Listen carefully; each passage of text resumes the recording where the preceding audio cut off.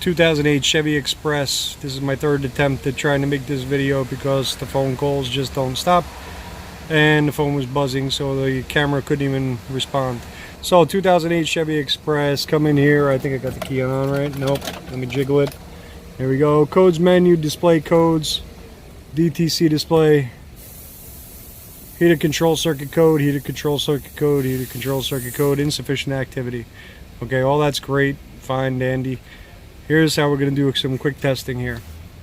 And I've already diagnosed this car, but I just want to show you guys how I diagnose it, because I don't feel like sitting out there on a wet, rainy floor on a day where it's pouring.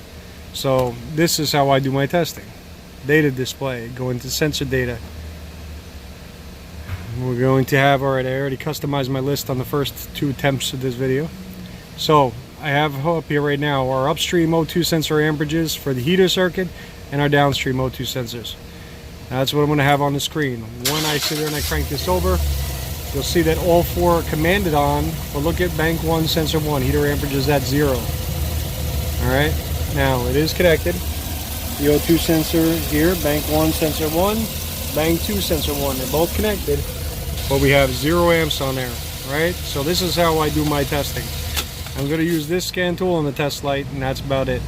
So I'm going to come down here. I'm going to identify which wires are the heater circuit. I got 2 black wires. Right away I know those are going to be my heater. So that's the ones up here on the top. Make sure not to burn my hand on the exhaust. So the 2 up there at the top of that little triangle, those are the ones that we're going to be doing. I already have a test light rigged, because again, I've already done this car. I just wanted to show you guys how I diagnose it. And here's what I'm going to do. I'm going to go and back probe here. I'm actually going to front probe, but with a terminal that's actually small enough. And then I'm going to come in here and I'm going to slide this one in there and hold that there for a second. Now, I try to do this with 2 hands.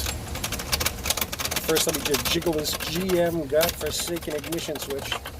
There we go. See if we can focus it in on the light instead of on everything else. And when we start it up,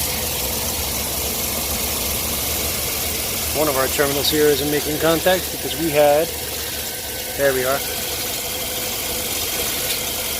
Alright, so we have a pulsing for the heater circuit, right? That's what that tells us. That's terrific. More importantly, when I'm pulsing, and of course it's zoomed in now, so let me rearrange my hands here, because it's hard to do this with one hand and not having the right rig. And the rain's starting to pour down your back.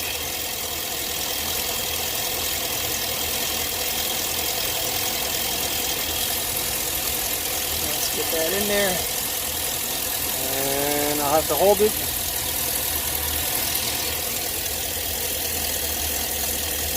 In position.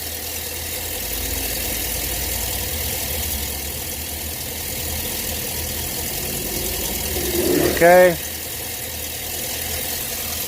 There's our amperage. And all I care about is seeing all 4 of these showing some kind of amperage. Clearly it's not going to be the same amperage as the heater circuit, but all I care about is that tells me that my circuit is good all the way back to the computer for that heater amperage. My signal wires we can test right after that if we wanted to. We could actually go from that power wire on the heater circuit and then take that through the test light and then tap it up there to show signal. But of course, again guys, it's starting to pour, and I am going to cut it short just right there. But this is just one of the testing methods that I use though when I don't feel like crawling out there on the ground and doing any of that nonsense. It's just quick, easy, dirty.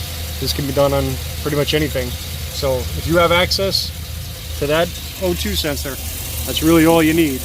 As long as you can get to the connector, you can sit there and do this test, and on GM most of the time they'll show you the amperage of the heater circuit. So that's it, quick and easy.